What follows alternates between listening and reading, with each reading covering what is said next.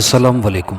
Subscribe कीजिए और bell icon press कर दीजिए ताकि नेक्स्ट वीडियो का नोटिफिकेशन आपको बआसानी मिलता रहे।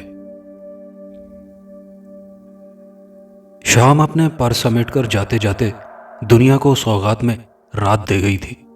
रात ने अपने सियाह परों में फिजा को कुछ इस तरह ले लिया था जैसे मुर्गी अपने परों में चूज़ों को छुपा लेती है।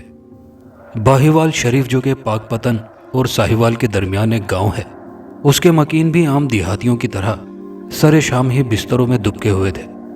अवाइल दिसंबर की यखबस्ता हवाओं ने सबको घरों तक महदूद कर दिया था। अमावस की अफरियत जैसी सियाह रात चांद पाताल की अंधी खाइयों में छुपा बैठा था। उस वक्त एक साया गांव की सड़क पर चल रहा था। सड़क जो कि आगे जाकर मशरकी सिमत करवट बदलती थी और ज़रा आगे जाकर बड़ी सड़क से मिल जाती थी। बड़ी सड़क साहिवाल और पाकपतन को मिलाती थी। साया सीधा चलता गया। उसने सियाह लिबादा पहन रखा था। सड़क से चंद गज दूर मशरक ही की जानिब बाबा रियाज हुसैन शाह का मज़ार था। ये मशहूर बुजुर्ग थे। ज़ायरीन दूर दूर से यहाँ आते थे और अब भी उनसे फैज़ पाते हैं। सच है कि अल्लाह के नेक बंदे कभी मरते नहीं। साया मज़ार के सामने पहुंचा तो बेसाख्ता ठिठका। कोई शे बरक रफ्तारी से उसके पास से गुजरी थी। वो सिर्फ परों की सनसनाहट ही सुन सका था। वहाँ चंद घर भी थे जो मगरिब की सिमत पर थे। उन घरों में से किसी घर का दरवाज़ा चरचराया तो साया तेज़ी से आगे को बढ़ गया। वो सड़क की बजाय जो बड़ी सड़क से मिलती थी मगरिब की जानिब बढ़ गया। यहाँ एक नहर थी। वो नहर किनारे चलता जंग शहीद कब्रिस्तान के पास पहुँच गया। यह कब्रिस्तान नहर की दूसरी जानिब वाक़ था। वो पुल से गुजरकर वहाँ पहुँच गया। इस कब्रिस्तान के बारे में बहुत सी रिवायात मशहूर थी कि कोई बुजुर्ग काफिरों से लड़ते लड़ते आए थे। वो सर बरीदा थे और घोड़े पर सवार थे। जब यहाँ पहुँचे तो किसी ने कहा, अरे ये देखो, बिना सर के जंग लड़ रहा है। तब वो घोड़े से गिर गए। यहाँ बहुत से शहीदों की कब्रें थी। यहाँ इसी कब्रिस्तान में कुआं भी था जिसके बारे में कहा जाता था कि ये सादात की मस्तूरात ने इसमें छलांगे लगा दी थी। उस जंग के दौरान मस्तूरात के ताक़ुब में काफिर थे। उन्होंने कोई जाए फरार ना पाकर कुएं में छलांगे लगा दी थी और कुएं का मुंह बंद हो गया था। एक मज़ार था जिसमें बगैर सर के वही बुजुर्ग दफन थे। कहा जाता है कि उस कुएं में से आधी रात को रोने की आवाज़ें आती हैं। वल्लाह आलम। साया कब्रिस्तान में पहुंचकर रुक गया। उसने अपने घुटनों को छूते लिबादे में से कुदाल बरामद की और एक खस्ता हाल कब्र खोदने लगा। अवाइल दिनों के चांद ने बादलों से झांककर ताज्जुब से उसे देखा।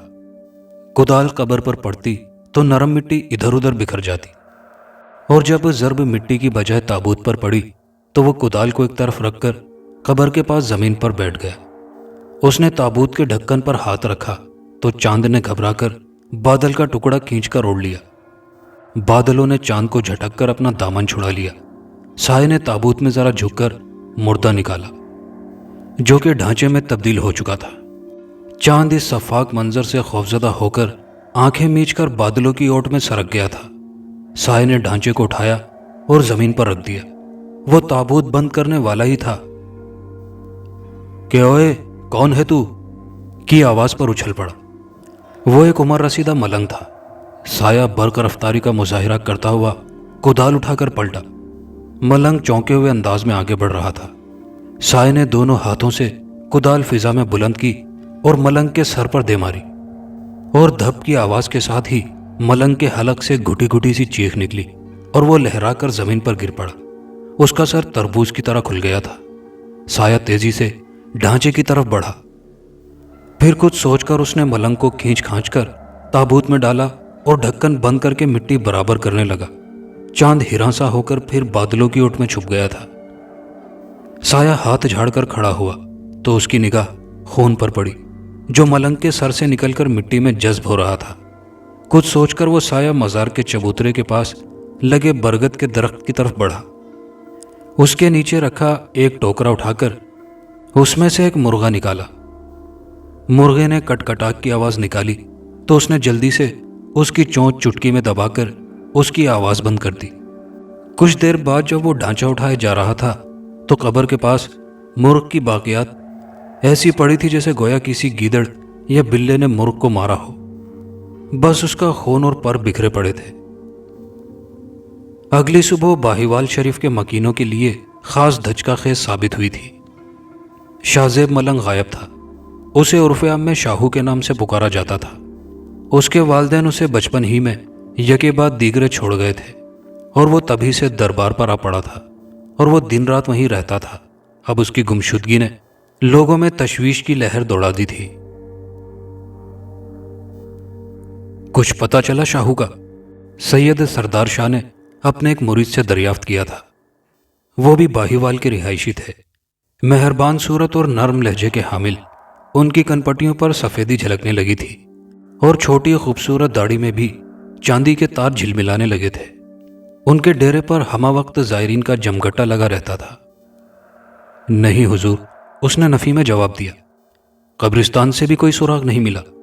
उनकी भूरी आंखों में सोच की परछाइयां थी।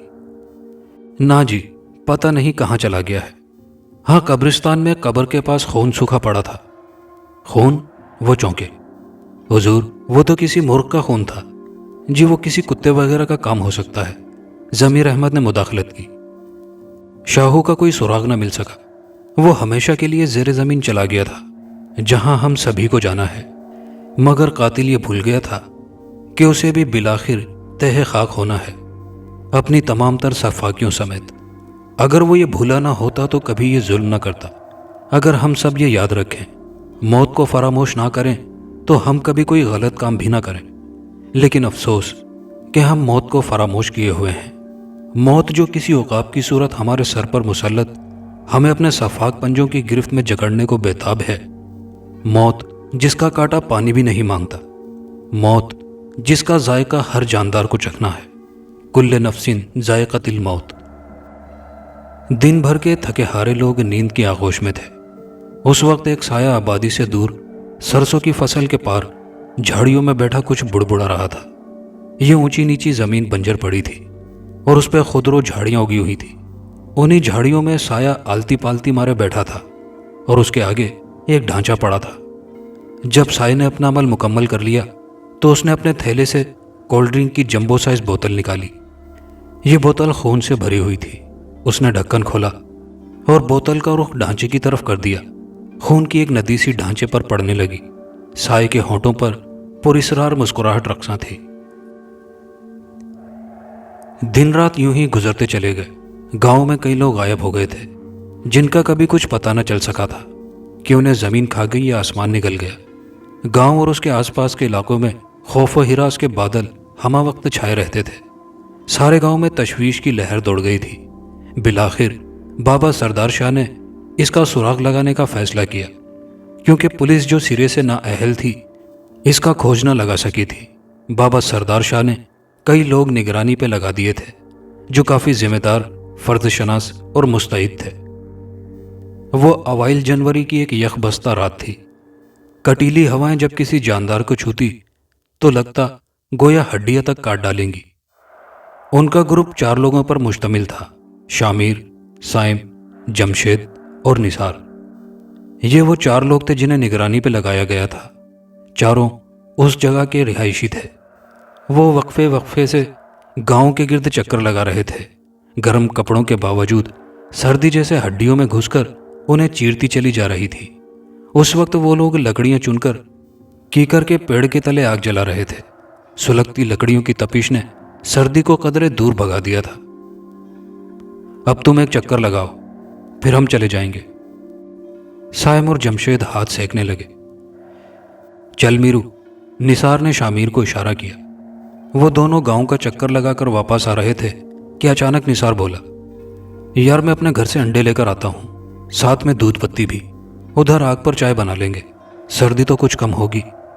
निसार का घर पास ही था। वो अंदर चला गया और शामिर वहीं रुककर सीटी पर एक शौक धुन गुनगुनाने लगा। यकलख्त उसकी छठी हिस्स किसी अलार्म की तरह चिल्ला उठी। उसने एकदम मुड़कर देखा। ऐन उसी वक्त उसके सर पर किसी वजनी चीज की जरब लगी। वो लहराकर जमीन पर गिर पड़ा। चीख उसके हलक में ही घुटकर रह गई थी। उसकी नीमवा आंखों ने कातिल को शनाख्त किया तो हैरत उसकी आंखों में मुंजमिद होकर रह गई थी। कुछ देर बाद निसार बाहर निकला तो उसे गिरा हुआ देखकर دودھ کا برتن اور انڈے اس کے ہاتھ سے چھوٹ کر نیچے جا گرے۔ وہ چلاتا ہوا اس کی سمت لپکا، میرو، میرو کیا ہوا؟ نثار، وہ منصور شاہ۔ ابھی اس نے اتنا ہی کہا تھا کہ اجل نے اس کے لبوں پر ہمیشہ کے لیے قفل ڈال دیا تھا۔ نثار کی آغوش میں موجود اس کا سر بے جان ہو کر ایک جانب ڈھلک گیا تھا۔ نثار کا سفید شلوار سوٹ خون سے سرخ ہو رہا تھا۔ میرو، نثار حلق پھاڑ کر چلایا تھا اور پھوٹ پھوٹ کر رو دیا تھا۔ میں اسے زندہ نہیں چھوڑوں گا۔ جمشید میرو کا کزن تھا۔ اسے میرو کی موت پر بے حد صدمہ تھا، اور دکھ تو باقی لوگوں کو بھی تھا، کیونکہ میرو بہت اچھا انسان تھا۔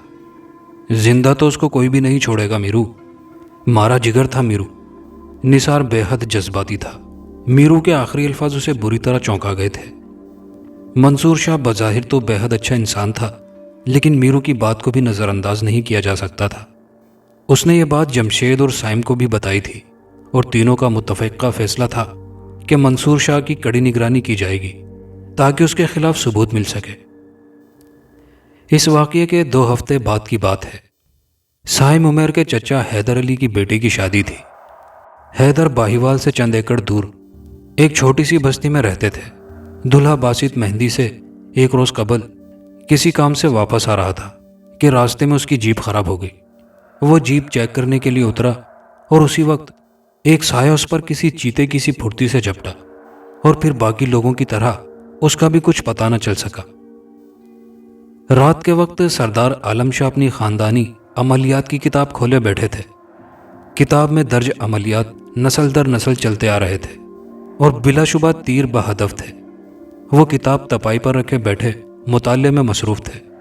وہ نچلے لب کا دایاں کونا دانتوں سے دبائے ہوئے تھے، اور کشادہ پیشانی پہ سوچ کی شکنیں تھیں۔ پھر انہوں نے ورق پلٹا اور ان کی نظریں الفاظوں پر بھٹکنے لگی۔ انہوں نے کتاب ایک دم بند کر دی اور سر پر جمی سفید ٹوپی کو درست کیا، اور اپنی مخصوص سیاہ چادر کو دائیں سے بائیں کندھے پر منتقل کیا۔ کریم، نصیر، وہ مریدوں کو آواز دینے لگے۔ ان کی آواز سنتے ہی وہ لوگ فوراً آ گئے۔ جنوری کی وہ آخری شام ابر آلود تھی۔ بادل فضاؤں میں تیرتے پھرتے تھے۔ سردار عالم شاہ چند لوگوں کے ہمراہ اسی طرف جا رہے تھے جہاں سایہ بیٹھ کر جاپ کرتا تھا۔ وہ در حقیقت سردار عالم شاہ کے کزن منصور شاہ کا ایک بوڑھا ملازم تھا۔ اس کا نام شمسو تھا۔ اسے کہیں سے کوئی منتروں والی کتاب ملی تھی، اور دولت پانے کے لیے اس نے وہ صفاق عمل کرنا شروع کر دیا تھا۔ وہ روزانہ انسانی خون سے ڈھانچے نہلاتا تھا، لیکن اس سے پہلے وہ زمین پر پلاسٹک شیٹ بچھا لیتا تھا۔ اس کے باوجود وہ عمل مکمل کر کے جگہ کا جائزہ اچھی طرح لیتا تھا۔ ڈھانچے کو چھپانے کے لیے وہ گھنی جھاڑیوں کے بیچ ایک گہرا گڑھا استعمال کرتا تھا۔ اس رات بھی وہ ڈھانچہ اٹھا کر پلٹا تھا، اور لوگوں نے اس پر دھاوا بول دیا تھا۔ جن لوگوں کے پیارے اس کے لالچ کا شکار ہوئے تھے، وہ لوگ نہایت مشتعل ہو کر اس پر جھپٹ پڑے تھے۔ بس کرو، اس کا فیصلہ پنچایت میں ہوگا۔ سردار عالم کے کہنے پر باقی لوگ پیچھے تو ہٹ گئے، مگر نثار خان جنونی انداز میں اسے مارتا جا رہا تھا۔ تو نے ہمارے پیارے دوست کو مار ڈالا، میں تجھے زندہ نہیں چھوڑوں گا، حرام خور۔ لوگ بیچ بچاؤ کی کوشش کر رہے تھے، مگر وہ کسی کے قابو میں نہیں آ رہا تھا۔ جس وقت لوگ اسے پیچھے ہٹانے میں کامیاب ہوئے، ٹھیک اسی لمحے شمسو نے آخری ہچکی لی اور دم توڑ دیا۔ بابا جی، ہم نے اپنے دوست کا بدلہ لے لیا، اب آپ ہم کو چاہے سولی چڑھا دیں۔ اس نے شمسو کی لاش کو گھورتے ہوئے کہا، مجھے بچپن سے ہی جنات اور آصف وغیرہ دیکھنے کا بہت شوق تھا، بلکہ اسے جنون کہنا مناسب ہوگا، اور جادو سیکھنے کی خواہش تو میری رگوں میں میری سانسوں کے ساتھ دوڑتی تھی۔ شمسو والے واقعے کے بعد میرے دل میں مسلسل خود بدھ ہوتی رہی تھی کہ میں بھی کچھ کوشش کروں۔ اگرچہ مجھے شمسو سے سخت نفرت تھی کہ اس نے کئی معصوم اور بے گناہ لوگوں کی جان لی تھی، لیکن ضروری تو نہیں کہ جادو میں کسی کی جان لی جائے۔ میں کسی کالے جادو کے ماہر سے ملنا چاہتا تھا۔ میری رشتے کی ایک خالہ محبوب شاہ میں رہتی تھی، وہ ان دنوں ہمارے گھر آئی ہوئی تھی۔ امی نے انہیں شمسو والا واقعہ سنایا تو وہ ساگ ٹوکری میں رکھ کر کانوں کو ہاتھ لگاتے ہوئے توبہ توبہ کرنے لگی تھی۔ ارے سفورا، تمہیں مائی جیوی یاد ہے؟ وہ ساگ کے پتے ڈنٹھلوں سے الگ کرتے ہوئے بولی۔ کون مائی جیوی؟ امی نے بھویں سکیڑ کر پوچھا۔ ارے وہی جو کالے علم کی ماہر تھی، وہ اب ساگ کاٹ رہی تھی۔ ہاں یاد آیا، بڑی خطرناک عورت تھی۔ اب توبہ توبہ کرنے کی باری امی کی تھی۔ کالے علم کی ماہر۔ میرا اشتیاق انتہا کو پہنچ گیا تھا۔ مائی جیوی حویلی لکھا کے نزدیکی قصبے کھرپا کا ایک پراسرار کردار تھی۔ لوگوں میں اس کے بارے میں مشہور تھا کہ وہ جادو ٹونا کرتی تھی۔ صفیہ خال اور امی سے اس کی خوفناک باتیں سن کر میرے دل میں اس سے ملنے کی شدید ترین خواہش ابھری۔ میں اسے دیکھنا چاہتا ہوں۔ اپنی انتہا کو پہنچا اشتیاق میرے لہجے سے جھلک رہا تھا، بلکہ چھلک رہا تھا۔ تم اس سے مل کر کیا کرو گے؟ امی ساگ کاٹ رہی تھی، ہاتھ روک کر مجھے گھورنے لگی۔ بس ایسے ہی، میں منمنا کر رہ گیا۔ کوئی ضرورت نہیں ہے، آرام سے بیٹھو۔ انہوں نے غصے سے مجھے جھاڑ دیا۔ کیا ہو گیا ہے ظفورہ؟ تم تو لٹھ لے کے بچے کے پیچھے پڑ گئی ہو، یاد نہیں؟ ہم کو بھی کیسا شوق تھا اس سے ملنے کا۔ اذان بیٹا، تم کل میرے ساتھ ہی چلنا۔ میں بھی کافی عرصے سے خالہ زبیدہ سے ملنا چاہ رہی تھی۔ انہوں نے امی کو گھورتے ہوئے پروگرام ترتیب دیا۔ دوسرے دن خالہ صفیہ کو ان کی خالہ زبیدہ کے گھر چھوڑ کر میں مائی جیوی کا گھر ڈھونڈنے نکلا تھا۔ میں انہیں بنا بتائے نکلا تھا، ورنہ وہ کسی کو میرے ساتھ کر دیتی، مگر میں بہرحال مزید انتظار نہ کر سکا تھا۔ ایک نوجوان کو دیکھ کر میں نے اس سے پوچھا تو پتہ چلا کہ وہ تو پچھلے سال مر گئی تھی۔ اس نے میرے قدموں سے خوشی کی سیڑھی کھینچ لی تھی۔ نوجوان کی باتیں سن کر میں اور میرے خواب دھڑام سے زمیں بوس ہو گئے تھے۔ وہ سامنے والا گھر اس کا ہے، وہ بتا کر اجلتا آمیز انداز میں آگے بڑھ گیا۔ میں میکان کے انداز میں چلتا اندر داخل ہوا۔ 2 کمروں، ایک کچن اور ایک باتھ روم پر مشتمل سادہ سا گھر تھا، اور ایک عجیب سی نحوست جیسے ہر شے پر چھائی ہوئی تھی۔ لکڑی کے بوسیدہ دروازے پر زنگ آلود تالا جھول رہا تھا، جو میرے ہاتھ کی گرفت پر میری مٹھی میں آ گیا تھا۔ اندر داخل ہونے پر ایک عجیب سی بو کا جھونکا میری ناک سے ٹکرایا۔ کمرے میں ایک پرانا ٹرنک، ایک جھلنگا سی چارپائی، چند برتن اور طاق میں رکھی چند بوسیدہ کتابوں کے علاوہ کچھ خاص قابل ذکر نہ تھا۔ میرے قدم طاق کی سمت اٹھ گئے۔ کتابیں اٹھانے پر ہوا کا ایک سنسناتا جھونکا پشت سے ٹکرایا تھا۔ کچھ دیر بعد جب میں واپس جا رہا تھا تو ایک خستہ حال سی نوٹ بک میرے ہمراہ تھی۔ پھر خالہ رشیدہ کے گھر سرسوں کا ساگ اور مکئی مکھن میں پکی روٹی اور نمکین لسی پر مشتمل کھانا کھاتے ہوئے بھی میرا ذہن مسلسل اسی بوسیدہ سی نوٹ بک میں اٹکا جا رہا تھا۔ آسمان کی سیاہ مانگ میں ستاروں کی افشاں سجی تھی۔ چاند ابھی افق تلے روپوش تھا۔ نیم تاریکی میں مائی جیوی کی قبر پر بیٹھا جاپ میں مصروف تھا۔ مائی جیوی کی نوٹ بک میں ایک قدر آسان عمل تھا جو صرف 3 دن کا تھا۔ یہ عمل جس قبر پر کیا جاتا، اس کی روح عامل کے 3 کام کرنے کی پابند ہو جاتی۔ میں نے ضد کر کے خالہ صفورہ کو بھی یہاں چند دن رہنے پر راضی کر لیا تھا کہ میں کچھ دن ادھر گھوم پھر کر علاقہ دیکھنا چاہتا ہوں اور ایک مشہور بزرگ بابا طاہر کی زندگی کے متعلق کچھ لکھنا چاہتا ہوں۔ رشیدہ کے اصرار پر اماں مان گئی۔ رات 9 بجے تک پورا گاؤں نیند کے طلسم کے زیر اثر محو خواب تھا۔ مجھے تو کیا ہی نیند آنی تھی۔ میرا بستر انہوں نے بیٹھک میں لگایا تھا، جس کا ایک دروازہ باہر گلی میں کھلتا تھا۔ خالہ رشیدہ کا 9 عمر پوتا سمیر بھی میرے کمرے میں ہی موجود تھا۔ اس کے سونے کا اطمینان کر کے میں دبے قدم اٹھا تھا اور محتاط انداز میں چلتا یہاں آیا تھا۔ منتر محض 3 لفظوں پر مشتمل تھا جو چند بار دہرانے سے ہی یاد ہو گیا تھا۔ اچانک ایک مدھم سی سرسراہٹ ابھری۔ قبرستان میں خاموشی کی دبیز چادر تنی ہوئی تھی۔ مائی جیوی کی قبر دیگر قبروں سے پرے تھی۔ لوگوں نے ایک جادوگرنی کو اپنے عزیزوں کے پاس دفنانے نہیں دیا تھا، اس لیے اس کی قبر کے گرد جگہ خالی تھی۔ میرے ہونٹ تیزی سے بڑبڑا رہے تھے۔ شہر خاموشہ میں خاموشی میرے اعصاب سمیت ہر شے پر مسلط تھی۔ دفعتاً میرے بائیں جانب عجیب سی آوازیں آئی، گویا ہڈیاں سی چٹخ رہی ہوں۔ آواز میرے دائیں سمت سے ابھری تھی۔ میں نے گردن موڑ کر دیکھا۔ اس جگہ قریب قریب قبر تھی، کسی بچے کی چھوٹی سی قبر۔ قبر درمیان سے چاک ہو کر 2 حصوں میں تقسیم ہو گئی تھی۔ اس سے ایک چھوٹا سا ہیولا ابھرا تھا۔ مجھے اندر بہت گرمی لگتی ہے، میرا دم گھٹتا ہے۔ بچے کی معصوم آواز بھینجی بچی سی تھی۔ میں آنکھیں پھاڑے دیکھ رہا تھا۔ میرا دل خوف و دہشت کی ملی جلی کیفیت میں دھڑکنے لگا۔ وہ دھیرے دھیرے چلنے لگا۔ میں نے دھڑکتے دل کے ساتھ رخ پھیر لیا۔ میں نے آنکھیں ایک لمحے کو میچ لی تھی اور جب کھولی تو دھک سے رہ گیا۔ دل یک بارگی اچھل کر حلق میں آن ٹکا تھا اور شہرک بری طرح پھڑک رہی تھی۔ بچے کا ہیولا عین میرے سامنے کھڑا تھا۔ اس کا ننھا سا سفید کفن پھڑپھڑا رہا تھا، یوں پھڑپھڑا رہا تھا جیسے گویا آندھی آ رہی ہو، جبکہ ہوائیں تو یہاں کسی قبر میں دبکی پڑی تھی۔ انکل، آپ مجھے یہاں سے لے چلیں، مجھ سے ادھر نہیں رہا جاتا، ادھر بہت گرمی لگتی ہے اور بہت اندھیرا بھی ہے، مجھے اکیلے میں بہت ڈر لگتا ہے۔ اچانک اس سحر انگیز خاموشی میں لرزتی کانپتی ایک آواز ابھری اور پراسرار سکوت کرچی کرچی ہو گیا۔ اس آواز میں ایسا غم انگیز کرب تھا کہ میرا رواں رواں جھنجھنا اٹھا۔ بولیے انکل، آپ مجھے لے جائیں گے نا؟ مجھے سچی میں بہت ڈر لگتا ہے۔ اس کے انداز میں بلا کی معصومیت تھی۔ اچانک چند قبریں پھٹی اور چرچراتے کفن میں ملبوس ہیولے آنے لگے۔ انکل، مجھے ان سے بچائیں، پلیز انکل مجھے بچائیں۔ بچہ چلانے لگا۔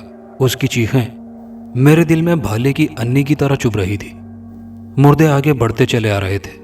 ایک بے چینی میرے رگوں پہ میں تھر تھراہٹ مچائے ہوئے تھی۔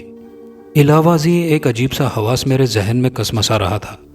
ان مردوں نے اپنے استخوانی ہاتھوں میں بچے کو دبوچ لیا تھا۔ انکل پلیز، پلیز مجھے ان سے بچائیں۔ چاند مزید اوپر سرکا تو اس کی دودھیا کرنیں تاریکی کو زخمانے لگی۔ بچے کو دبوچے ہوئے مردے اس کی تکہ بوٹی کرنے میں مصروف تھے۔ میں نے کرب سے آنکھیں میچ لی۔ بچے کی چیخیں اب دم توڑ چکی تھی۔ میرے جاب کی وہ تیسری اور آخری رات تھی۔ اب صرف ایک رات میری کامیابی کے بیچ حائل تھی، اور وہ رات نہ جانے کس طور گزرنے والی تھی۔ قبرستان میں جا بجا کیکر اور نیم کے درخت تھے۔ روایات ہے کہ 25 ایکڑ پر مشتمل یہ آم، سیب اور دیگر پھلوں کا باغ ایک ہندو راجا ہوڈی کا تھا۔ وہ نہایت ظالم اور سفاک راجا تھا۔ مظلوم اور کمزوروں پر ظلم کرنا اس کا پسندیدہ مشغلہ تھا، اور سفاکیت اس کی گھٹی میں پڑی تھی۔ ایک بزرگ بابا طاہر جو ان دنوں جوان تھے، ایک دن اپنی اونٹنیاں اس باغ میں چرا رہے تھے۔ راجا کے کارندوں نے بتیرا سر کھپایا، مگر وہ پرسکون انداز میں اونٹ چراتے رہے۔ راجا کو علم ہوا تو وہ مشتعل ہو کر خود وہاں چلا آیا۔ میرے باغ میں اونٹ کیوں چرا رہے ہو؟ سارے پھلوں کا ستیہ ناش مار دیا۔ جواباً انہوں نے حیرت سے باغ کو دیکھا۔ یہ باغ ہے؟ پھر قدر توقف سے بولے، مجھے تو یہ کیکر اور نیم لگ رہے ہیں۔ ان کے منہ سے یہ الفاظ نکلنے کی دیر تھی کہ سارا باغ انہی درختوں میں تبدیل ہو گیا۔ پھر بعد میں بابا طاہر کے لاکھ منع کرنے کے باوجود راجا اپنے ظلم سے باز نہ آیا، اور ایک نوعمر لڑکی فریاد لے کر بابا طاہر کے پاس آئی۔ انہوں نے راجا کو اس کے ظلم سے باز رکھنا چاہا تو وہ طیش میں آ گیا۔ تیری بستی غرق ہو جائے گی راجا، بابا نے جلال میں آ کر کہا۔ راجا تنزیہ کہا لگا کر ہنسا، اور اس رات گاؤں زمیں بوس ہو گیا۔ وقت گزرتا رہا، لیکن دفن ہوئی اس بستی کا ٹیلہ اب بھی بابا طاہر کے قبرستان سے ملحق موجود ہے۔ اگرچہ اب یہ بہت چھوٹا رہ گیا ہے، مقامی لوگ کھدائی کرتے رہتے ہیں، اکثر کو کئی کام کی چیزیں بھی ملی ہیں، اور یہ قبرستان راجا ہوڈی کے اسی باغ میں ہے۔ اب تو یہاں درخت بھی بہت کم رہ گئے ہیں، مگر پھر بھی جا بجا واقع ہیں۔ مائی جیوی کی قبر باقی قبرستان سے ہٹ کر واقع ہے۔ میں جو ہی قبرستان میں داخل ہوا، ہراس جو قبرستان میں کسی درخت پر براجمان تھا، مجھے دیکھتے ہی پھڑپھڑاتے ہوئے اٹھا اور ایک لمبی اڑان بھر کر مجھ پر منڈلانے لگا۔ دہشت کے وحشت ناک عفریت نے میرے دل میں پنجے گاڑ دیے تھے۔ وحشت کسی زہریلی ناگن کی صورت بار بار سر ابھارتے ہوئے میرے ذہن کو ڈسنے لگی تھی۔ میں نے سر جھٹک کر قدم آگے بڑھا دیے، لیکن سر جھٹکنے سے اگر ہونی کو ٹالا جا سکتا تو دکھ کس بات کا تھا؟ سر جھٹک کر اوہام کو تو ٹالا جا سکتا ہے، لیکن حقیقت کو نہیں۔ میں دائرہ کھینچ کر بیٹھ گیا۔ میرا خیال تھا کہ میں خوف و ہراس کو اس دائرے کے باہر محصور کر دوں گا، مگر یہ میری خام خیالی تھی۔ خوف تو میرے اندر بسیرا کیے ہوئے تھا۔ میں نے عمل شروع ہی کیا تھا کہ کسی درخت پر دم سادے بیٹھی ہوا یکایک بل کھا کر اٹھی اور فضا میں چکرانے لگی۔ یکلخت ایک سیاہ ترین بادل مغرب کی سمت سے اٹھا اور گولی کی رفتار سے قبرستان کے اوپر آ چکا تھا۔ بادل تیش کے عالم میں گرجا تو جواباً بجلی میں کڑک اٹھی۔ یوں بادل اور بجلی کی جنگ کا آغاز ہو گیا۔ بادل اشتعال میں بجلی پر کوڑا برساتا تو وہ تڑپ کر دور تک چلی جاتی۔ ایسے ہی میں ایک بار بجلی کوڑا کھا کر تڑپ کر حلق کے بل چلائی اور پھر بری طرح رونے لگی۔ بوندیں کسی ہتھوڑے کی مانند برس رہی تھی۔ زمین پر پانی تیزی سے جمع ہو رہا تھا، لیکن عجیب بات یہ تھی کہ یہ پانی اور بارش دائرے سے باہر تھی۔ ہوائیں پاگلوں کے سے انداز میں تابڑ توڑ برستی بوندوں سے بچنے کو ادھر ادھر چکراتی پھر رہی تھی، تاہم ان کی یہ کوشش لا حاصل تھی۔ بادلوں نے ایک بار پھر پوری قوت سے بجلی کے وجود پہ کوڑا مارا۔ کڑکڑاک بجلی شدت کرب سے تڑپی اور حلق کے بل چلاتی ہوئی دور تک لڑکتی چلی گئی۔ فضا بے ساختہ لرز اٹھی، بجلی کے وجود میں آگ بھری تھی۔ بادلوں سے بچنے کو درختوں پہ پناہ لینے کو جھپٹی تھی، مگر بادلوں نے اسے دبوچ کر اوپر کھینچ لیا تھا۔ بجلی کے وجود سے اٹھتی چنگاریاں اور قہر برساتے شعلوں سے رات چند لمحے کو دن میں بدل جاتی اور تاریکی چلاتی ہوئی بھاگ اٹھتی۔ ایسے ہی ایک بار بجلی نے آگ بکھیری تو مجھ پر یہ اذیتناک اور دہشت انگیز انکشاف ہوا کہ دائرے کے گرد برستا پانی جو اب قریب قریب گھٹنوں سے تجاوز کرنا چاہتا تھا، وہ پانی نہیں بلکہ خون تھا۔ بلا شبہ وہ خون تھا۔ خوف کی برفیلی لہر بجلی ہی کی طرح لہراتی ہوئی میرے پاؤں کی ایڑیوں سے ہوتی ہوئی سر تک جا پہنچی تھی۔ اس دہشتناک صورتحال نے میرا گلا کھرچ ڈالا تھا۔ بجلی نے غضبناک ہو کر پھر آگ برسائی تو خون کے اس چمکتے سمندر میں تیرتی انسانی ہڈیاں مجھے ہیبت کے برفیلے غار میں دھکیل گئی۔ میرے اعصاب چیخ رہے تھے اور حواس سن ہوتے جا رہے تھے۔ مائی جیوی کی قبر ایک زبردست گڑگڑاہٹ سے پھٹی اور مائی جیوی باہر نکل آئی۔ بھوکی بجلیاں جھپٹ کر زمین پر حملہ آور ہوئی۔ آسمان سے زمین تک شعلے لپکے تھے۔ ان شعلوں کی لپک میں خون کے سمندر پہ، سمندر کی سطح پر چھپ چھپ چلتی مائی جیوی انسانی ہڈیاں چن رہی تھی۔ حواس نے میرے وجود کو اپنے فولادی گرفت کے پنجوں میں جکڑ لیا۔ میں اس کی فولادی گرفت میں بری طرح مچلنے لگا اور عین اسی لمحے بجلی پھر زمین کی سمت بے قرار ہو کر لپکی۔ دور دور تک شعلے سے لپک گئے۔ میرے ذہن سے عمل کا مفہوم کھرچا گیا تھا، تاہم میری زبان، میرے ہونٹ میکان کے انداز میں ہل رہے تھے۔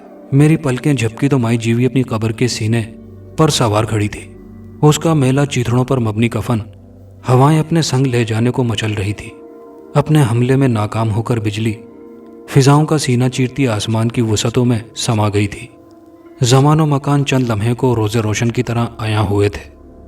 مائی جیوی کے جھریوں بھرے چہرے پر جا بجا دراڑیں سی پڑی ہوئی تھی، جیسی کہ بنجر زمین کے سینے میں ہوتی ہیں، اور مائی جیوی کسی مردے کی ٹانگ کی لمبی سی ہڈی بڑی رغبت سے چبا رہی تھی۔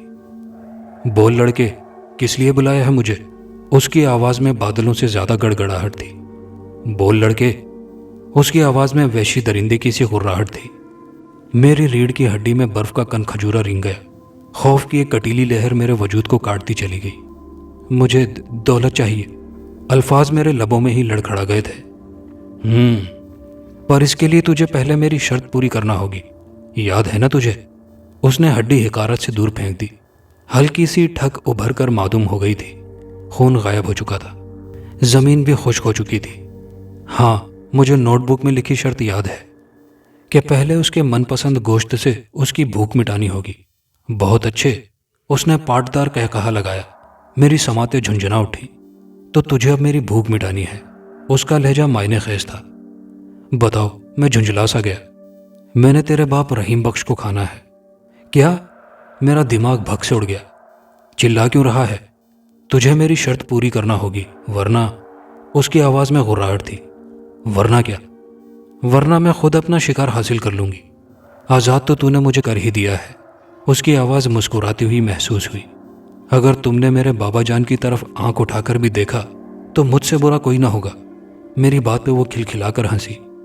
جا، تیرے پاس 3 دن ہیں، جو کرنا ہے کر لے۔ پھر میرا وعدہ ہے تجھ سے کہ 3 منٹ میں اپنی خوراک حاصل کر کے پیٹ بھر لوں گی۔ اس کی آواز میں ایک چیلنج موجود تھا۔ اگلے ہی لمحے وہ غائب ہو گئی۔ میں سناٹے میں بیٹھا تھا اور قبرستان کی ہر چیز مجھے خود پر ہنستی قہقہے لگاتی محسوس ہو رہی تھی۔ میں تشویش میں باہیوال کے اڈے پر اترا تو بس سے نکلتے ہی مجھے بابا سردار شاہ دکھائی دیے۔ میرے چہرے پر ہوائیاں اڑتی دیکھ کر انہوں نے مجھے اشارے سے بلایا۔ کیا بات ہے؟ اتنے پریشان کیوں ہو؟ وہ اپنی مخصوص سیاہ چادر کندھے پر درست کرتے ہوئے مجھے دیکھ رہے تھے۔ میں لوگوں کی موجودگی میں مجھے ہچکچاتے دیکھ کر وہ میرے ساتھ ہو لیے۔ میں دھیرے دھیرے انہیں بتاتا گیا۔ میں کوئی غلط کام نہیں کرنا چاہتا تھا، میں تو بس سیکھنا… دیکھو بیٹا، جو تم سیکھنا چاہ رہے تھے اس کی بنیاد ہی غلط ہے۔ کالا جادو اگر غلط نہ ہوتا تو اس کی اسلام میں ممانعت کیوں ہوتی؟ ان کی اس بات پر میرا سر مزید جھک گیا۔ ہمارا دین بہت سادہ اور آسان ہے، اور ہمارا فائدہ بھی اسی پہ عمل کرنے میں ہے۔ اب یہی دیکھ لو، اسلام میں تاکید کی گئی ہے اگر کوئی کتا کسی برتن کو چاٹ جائے تو برتن کو 7 مرتبہ دھو۔ یہی تحقیق انگریزوں نے کی ہے کہ جب تک 7 بار نہ دھویا جائے کتے کے جراثیم موجود رہتے ہیں۔ ہر وہ چیز جو ہمارے لیے نقصان دہ ہے ہمیں اس سے منع کیا گیا ہے۔ اسلام نے ہزاروں سال قبل بتایا تھا اور انگریز اب ریسرچ کر رہے ہیں۔ یہ سوچنا میرے بچے کالا جادو سیکھنے کی نیت غلط ہی تھی، غلط ہے، کیونکہ جب یہ اسلام میں جائز ہی نہیں تو درست کیسے ہو سکتا ہے؟ کیا ہمارا اللہ اور اللہ کے محبوب حضرت محمد صلی اللہ علیہ وآلہ وسلم ہمارے لیے کوئی غلط فیصلہ کر سکتے ہیں؟ نعوذ باللہ۔ میرا سر بے اختیار نفی میں ہل گیا۔ تو پھر تم آج رات میرے پاس آنا، دیکھ لیں گے کہ اللہ کے کلام کے آگے کوئی باطل قوت کیسے ٹھہر سکتی ہے۔ شام کا اندھیرا پھیلتے ہی میں بابا کی خدمت میں حاضر ہو گیا۔ چاند طلوع ہو چکا تھا۔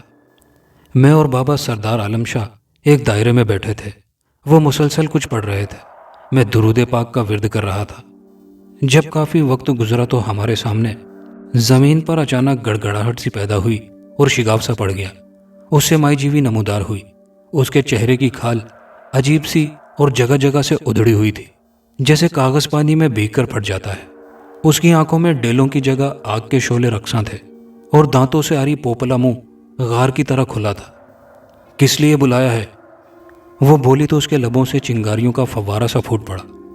تجھے تیرے گندے سفلی عمل سمیت ختم کرنے کے لیے۔ بابا جی نے کچھ کہہ کر پڑھا اور اس کی طرف پھونک دیا۔ اس کے چہرے پر اذیت کے تاثرات نے جنم لیا اور یکلخت ہی پورے وجود کو دبوچ لیا۔ اس کا پورا وجود لرزنے لگا۔ مجھے چھوڑ دو، وہ بری طرح کراہ رہی تھی۔ اس کا پورا وجود سکڑتا جا رہا تھا، جیسے کسی غبارے میں سوئی چبھوئی جائے تو ہوا نکل کر غبارہ سکڑ جاتا ہے۔ ٹھیک اسی طرح اس کا وجود بھی لمحہ بہ لمحہ بہت عجیب اور دہشت ناک انداز میں سکڑ رہا تھا اور دہشت ناک لگ رہا تھا۔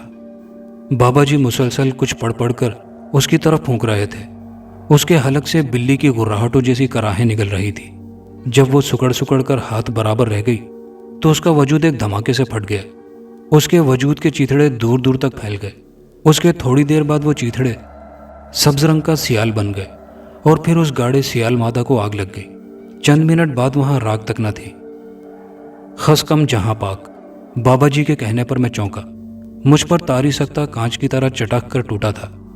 کیا خیال ہے، کالا جادو سیکھنا ہے پھر؟ وہ اپنے شانوں پہ سیاہ شال درست کرتے ہوئے اٹھے۔ جی نہیں، میں جھرجھری لے کر اٹھا۔ کیوں؟ سیکھ لو۔ ان کے لبوں پر مسکراہٹ بکھری۔ توبہ کریں شاہ جی۔ میں نے کانوں کو ہاتھ لگائے تو انہوں نے میری پیٹھ تھپکی اور مسکرانے لگے۔ فضا پہ طاری بوجھل پن پل بھر میں بکھر چکا تھا۔ فضا نکھر سی گئی تھی اور سکون چاروں اطراف میرے دل سمیت اتر آیا تھا۔ دوستو، کہانی اچھی لگی ہو تو ویڈیو کو لائک شیئر ضرور کیجیے گا۔ کمنٹ باکس میں اپنی رائے کا اظہار کیجیے گا اور چینل پر نئے آنے والے دوستوں سے گزارش ہے کہ چینل کو سبسکرائب کر لیجیے۔ شکریہ۔